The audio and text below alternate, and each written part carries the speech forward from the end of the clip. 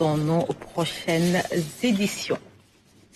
Et demain, c'est le vendredi saint et partout, une seule chose est attendue. Le Ngalar, ce plat symbole de partage sucré et généreux, unit musulmans et catholiques dans une même tradition. Fanta Badji nous plonge dans sa préparation. Regardez. Il est incontournable dans la préparation du fameux Ngalar. Le sucre, combiné à la pâte d'arachide, le pain de singe et le tchakri, produit un mélange savoureux, un goût unique que seuls les Sénégalais ont le privilège de déguster durant les fêtes de Pâques. Au Sénégal, beaucoup de familles sont mixtes et célèbrent toutes les fêtes religieuses, qu'elles soient chrétiennes ou musulmanes. Ça a été toujours comme ça, on a grandi comme ça. Si c'est Ngalar, on se bascule sur Ngalar. Si c'est la Korité, c'est le Kotokoto. On a deux fêtes, là, en gros. Et c'est toujours un plaisir. Ah oui, c'est toujours un plaisir. Parce qu'on se voit, chacun se voit dans l'autre partie. Et voilà, ça a été toujours comme ça depuis qu'on est enfant. La plus grande part du budget de Pâques est allouée au Ngalar dans beaucoup de familles chrétiennes. Les prix des produits qui entrent dans sa composition connaissent souvent une flambée à chaque veille de Pâques, comme c'est le cas pour pratiquement toutes les fêtes au Sénégal. Voilà, ça a vraiment haussé. Imagine-toi un sac de pain de sel qui coûtait 15 000 francs, le 50. Maintenant, on voit le 25 à 17 500. Oui, ça a vraiment changé. Là, pour la pâte d'arachide aussi, pareillement. Le seau qui coûtait 20 000 francs, maintenant c'est à 30 000 francs.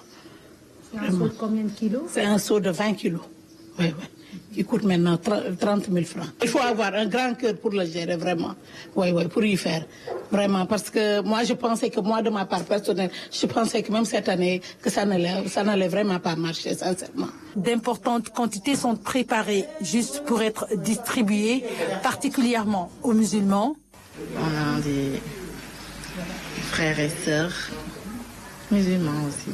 Des musulmans qui font souvent partie de la famille et qui viennent pour donner un coup de main. Nous venons la veille, venir chahuter, déconner et tout, préparer, vraiment en famille. Et c'est presque, ça fait du loisir en préparant ça. C'est vraiment un très grand plaisir. Les préparations, les courses et tout ça. Donc hier, on n'a pas dormi, on a commencé je crois que vers 20h.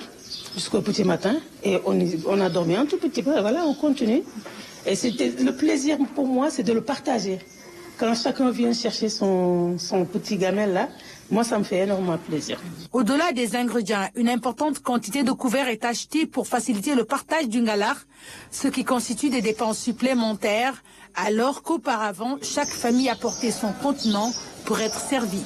Oui, laisser les pots, et on ne les récupère pas. Tu les donnes et ça ne revient pas vraiment. Elle a fait, mine de rien, elle a presque dépensé 100 000 francs pour les pots seulement en plastique. Mais il faut avoir un grand cœur pour y contribuer, sincèrement. À chaque veille de fête, le prix de certains produits flambe sur le marché. Pâques n'est pas épargné. Le nombre de candidats au Ngalar augmente aussi chaque année. Néanmoins, la tradition est toujours respectée. C'est une bonne tradition, je trouve, de partager. Oui. Chaque année, on fait le Ngalar impérativement. C'est une tradition maintenant. Je ne sais pas ça vient d'où. Mais c'est pas seulement que je fais le Ngalar pour partager. La dégustation du Ngalar est toujours un régal, mais sa préparation est toute une organisation pour le plus grand plaisir et bonheur de partager et de sauvegarder les valeurs islamo-chrétiennes au Sénégal. À Bignona, le port a